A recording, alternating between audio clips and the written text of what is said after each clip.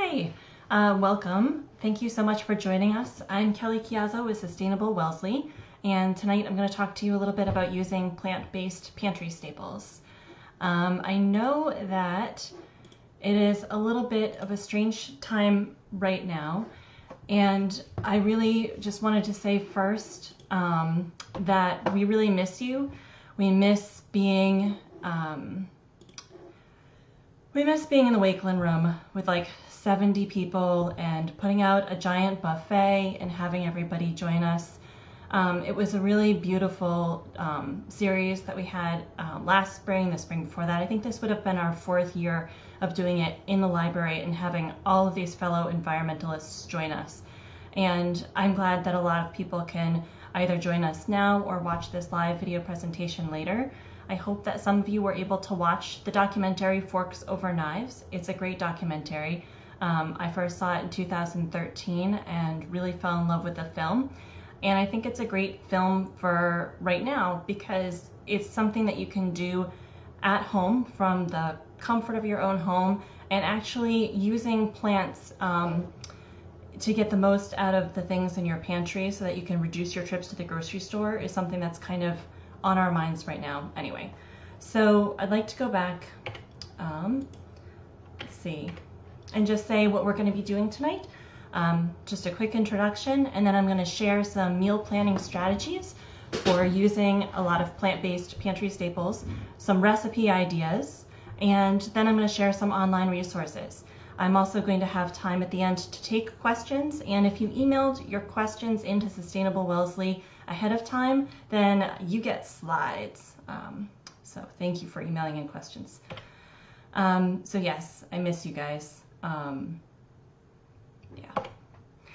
I also wanted to quickly say that the reusable gift wrap fabric that was donated by a lot of people and sewn into furoshiki gift wrapping cloths for our Sustainable Wellesley reusable gift wrap events that we held at Wellesley Marketplace. There were a lot of smaller fabric scraps that were too small to be made into gift wrap that have been donated to the sewing group here in Wellesley that is sewing face masks for essential workers and donating them to groups of people who need them. And we have given that group, I think, 4 large boxes of fabric remnants and fabric donations from the fabric that we had left over from the reusable gift wrap project, because that project had been running for 3 years and I'd accumulated quite a bit of fabric actually. And there are some Sustainable Wellesley volunteers who sewed gift wrap who are now sewing masks. So we just wanted to thank everybody who donated fabric, and if you have gift wrap from one of our Sustainable Wellesley reusable gift wrap events, there may be an essential worker out there in Massachusetts who has a mask that matches. That's pretty cool.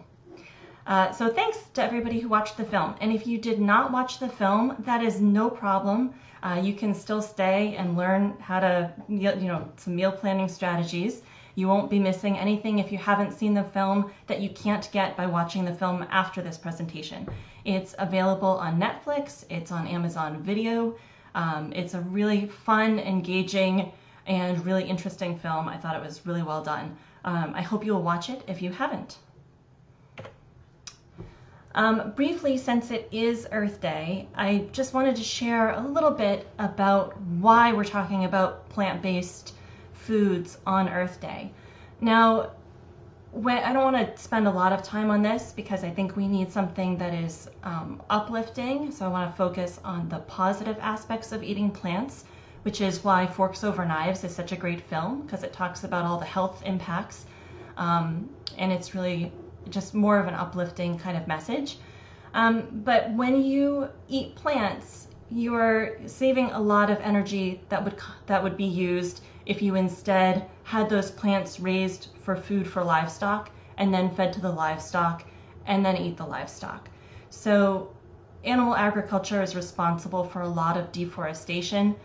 We talk a lot as environmentalists about the palm oil being responsible for rainforest destruction, and it's certainly a big problem with rainforests being burned down for palm oil, but so is cattle. 91% of Amazon destruction is actually related to animal agriculture, where they're making pasture lands.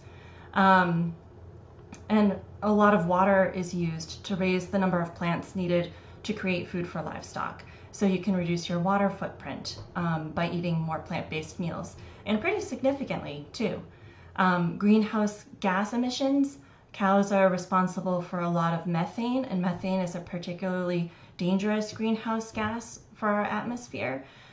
So not to be all doom and gloom, but this kind of shows the power that we have when we switch out a meal, even one meal a week, one meal a day, to just shift it to be a little bit more plants.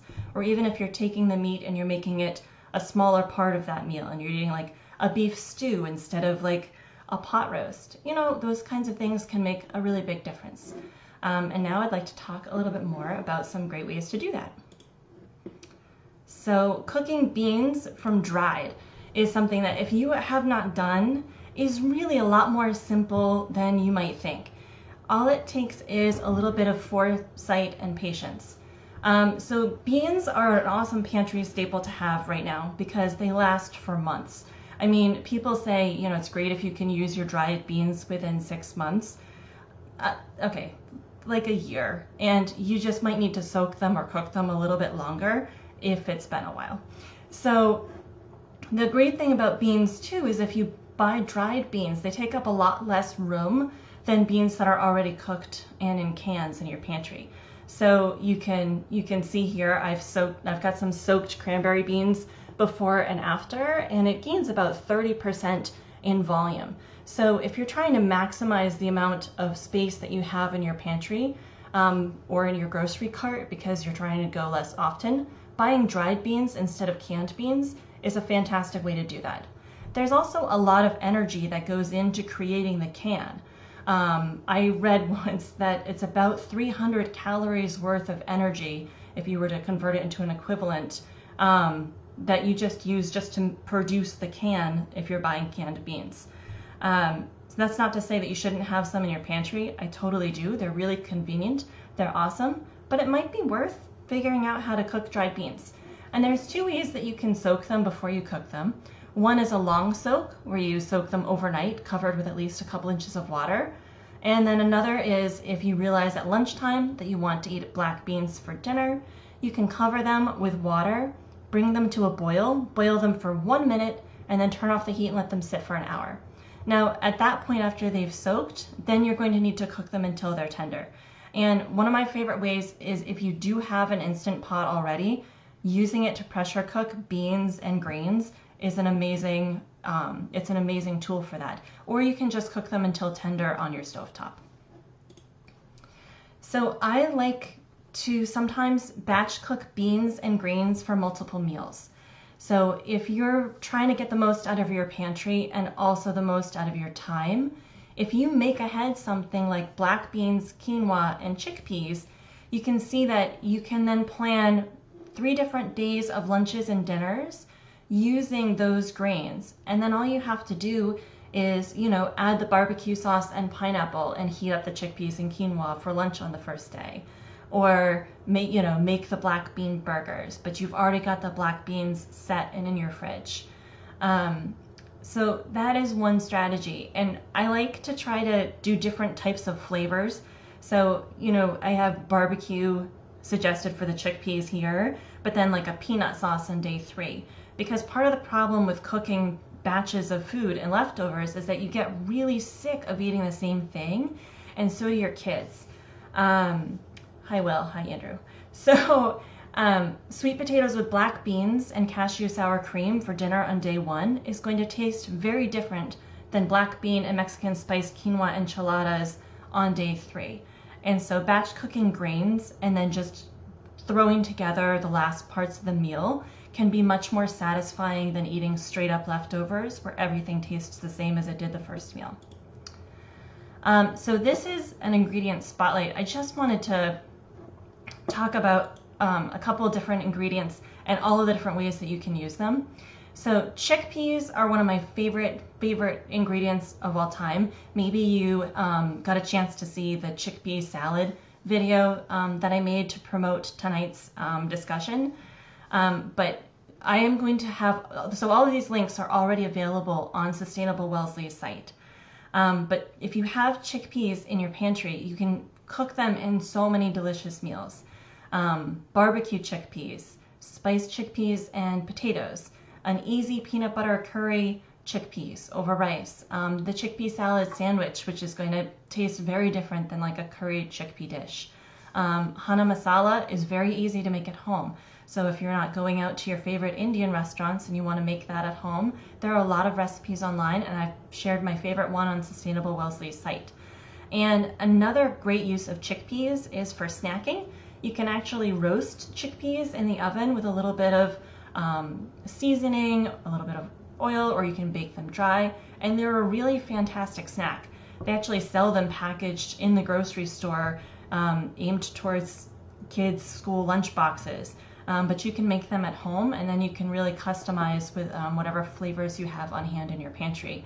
Whether you want to do like a garam masala, or you want to do a salt and vinegar, like the world is your pantry oyster, whatever.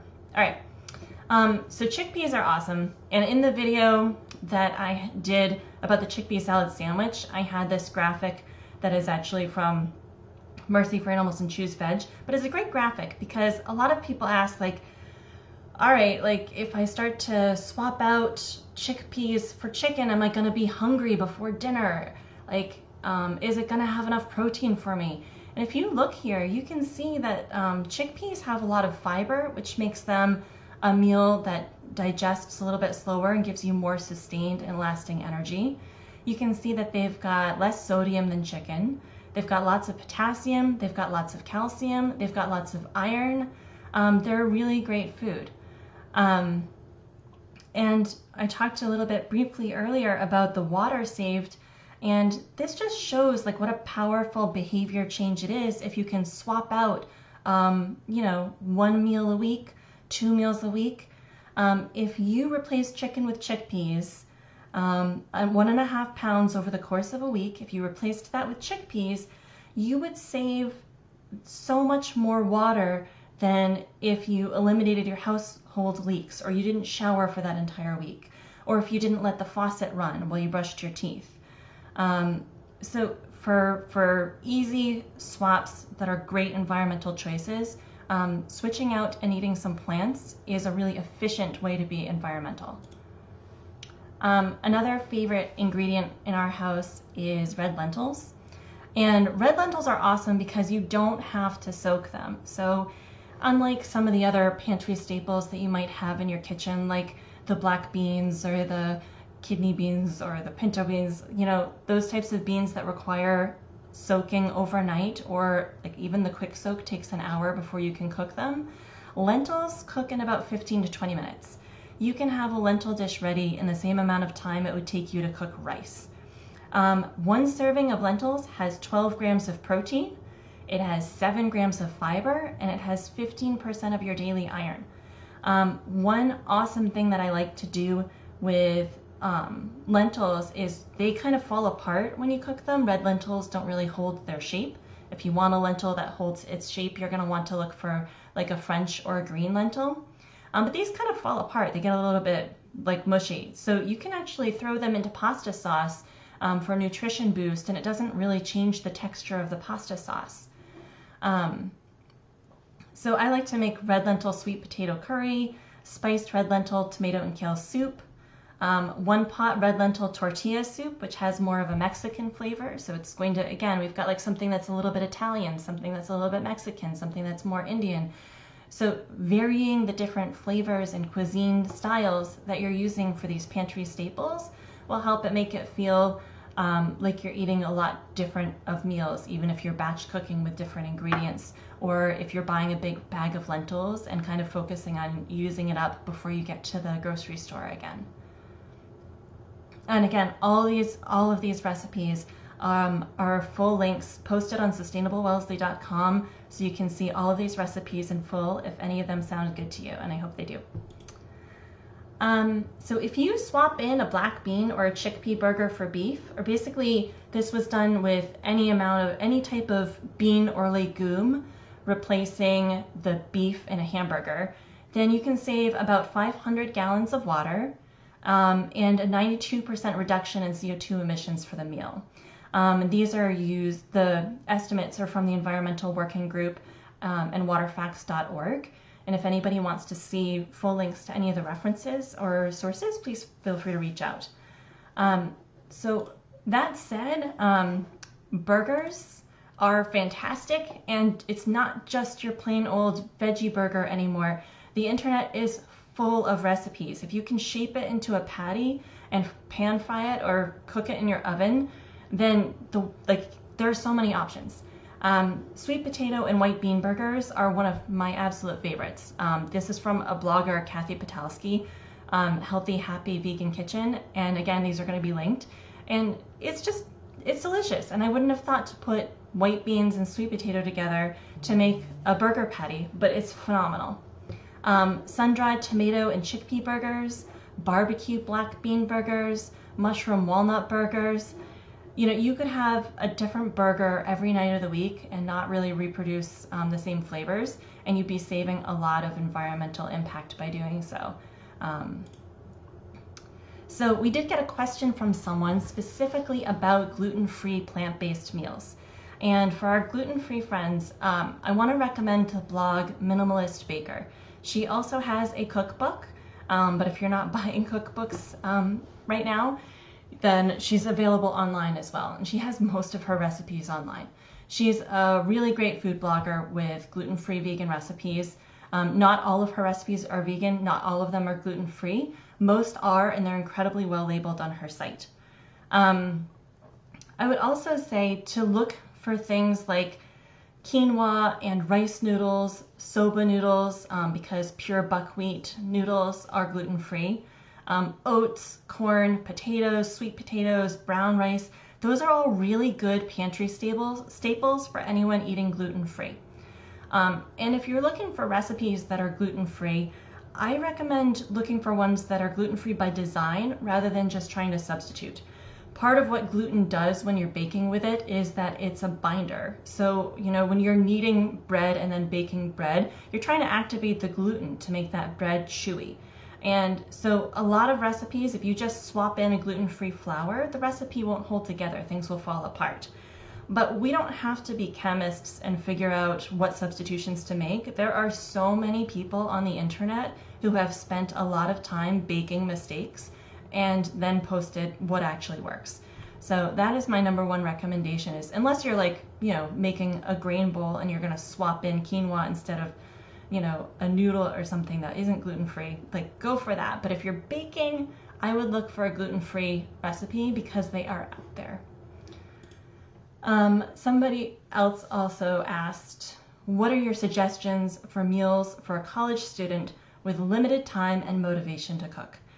That's a great question. And I'm not in college anymore, but there are a lot of times when I have limited motivation to cook.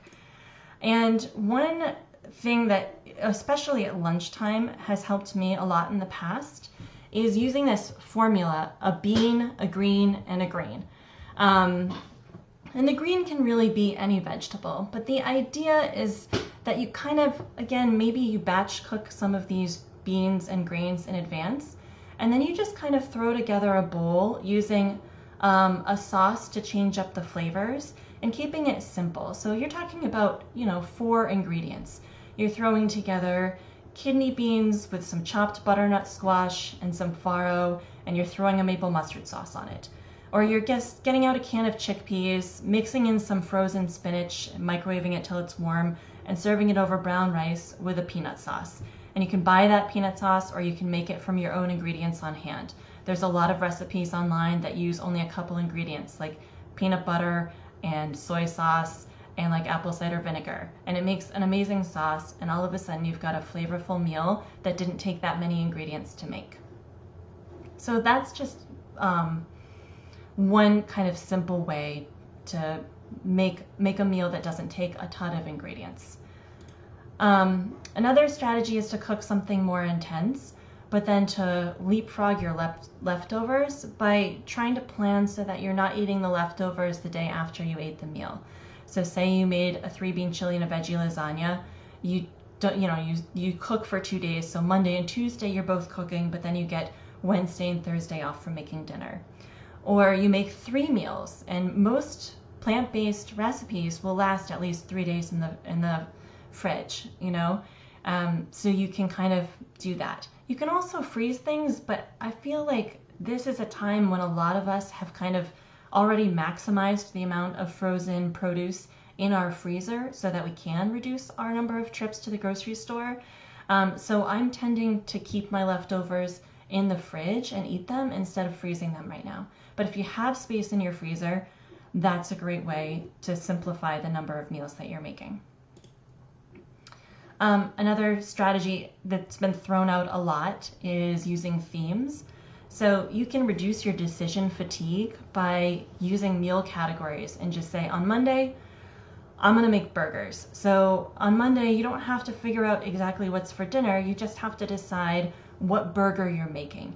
And that actually can be a lot easier than trying to decide out of every available recipe on the internet what's for dinner. You can say, tonight my mission is to find a good burger recipe. I'm gonna try that sweet potato burger. It's actually a lot easier. On Wednesday you could have a curry. You could have a soup once a week. And a lot of soups are already like really great plant-based soups, like vegetables minestrone or pasta fagioli. Like a lot of soups out there are already going to be perfect plant-based options that use things from your pantry, like diced canned tomatoes or onions that last a long time if you're keeping them in a cool location in your home. And Friday could be pizza or pasta. That would be fine.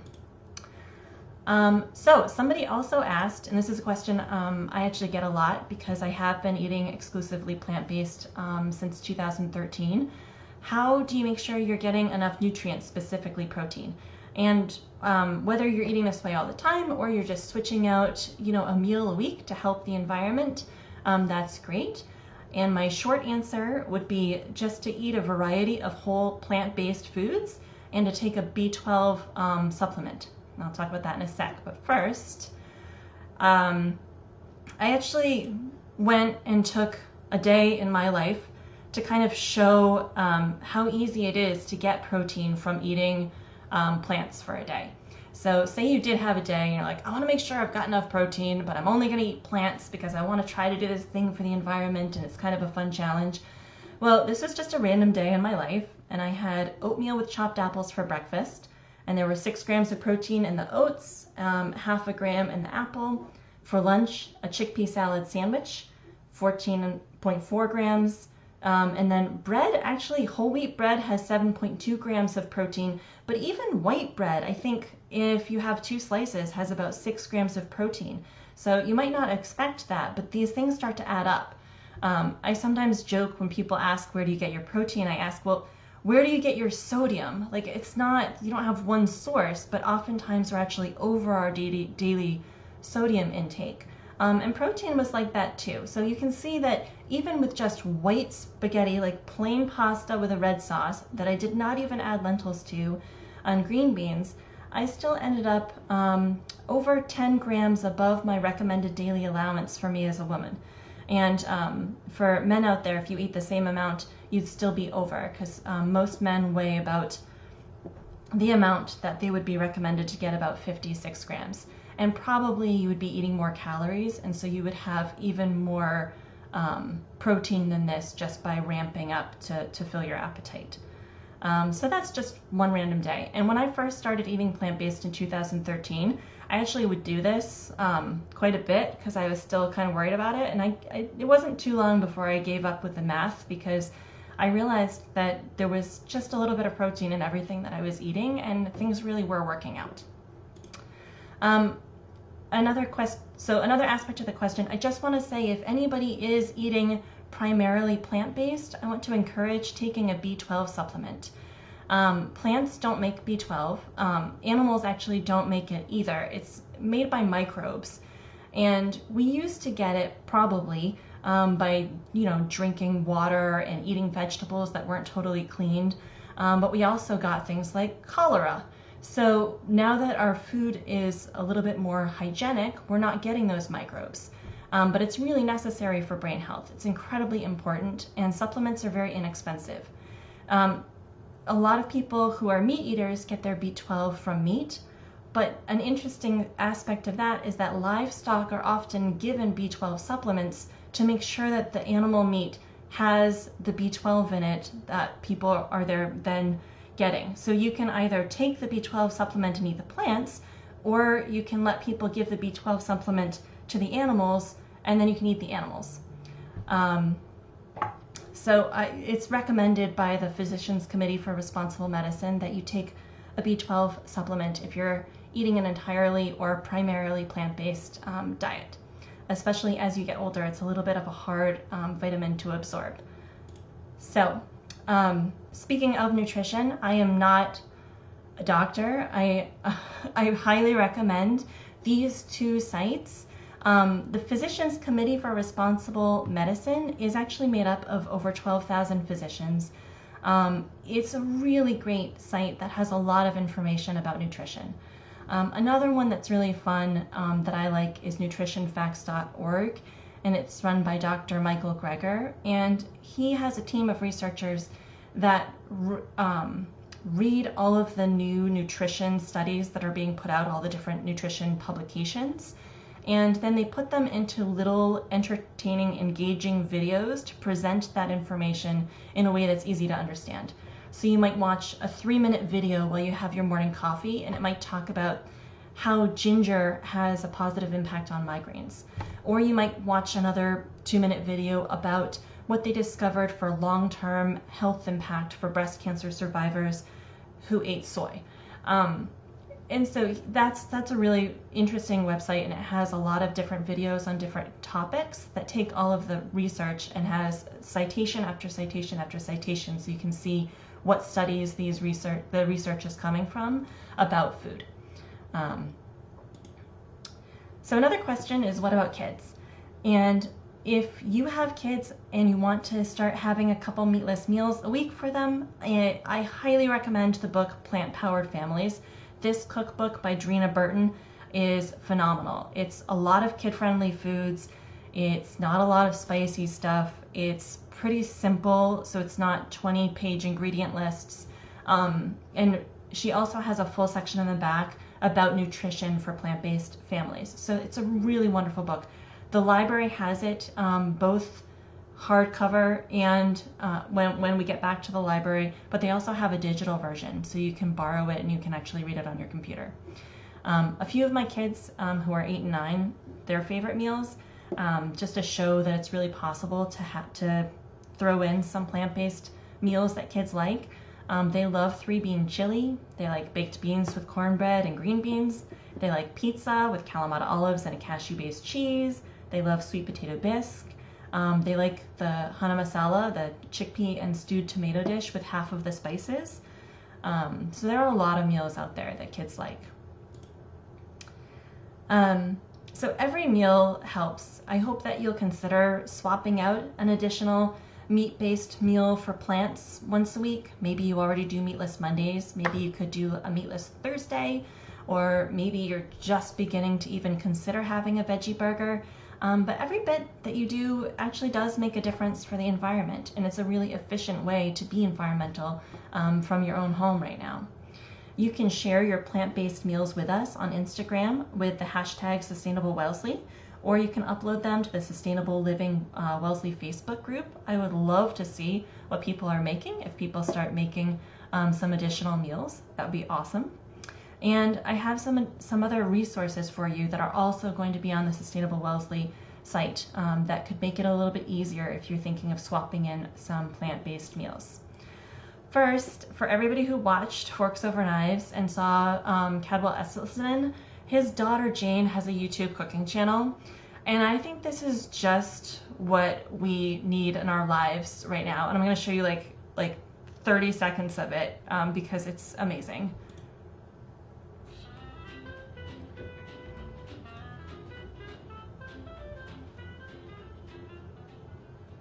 Hi, Hi, I'm Jane Esselstyn. I'm Ann Esselstyn. And today we're cooking for I'm the mother.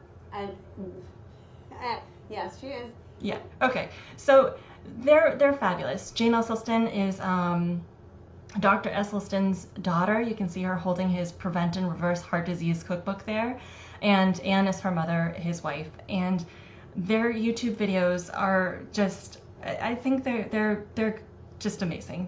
They really make me smile, and I think that I really need that right now. So I wanted to share that with you in case you enjoyed their personalities from the film and wanted to see a little bit more of them.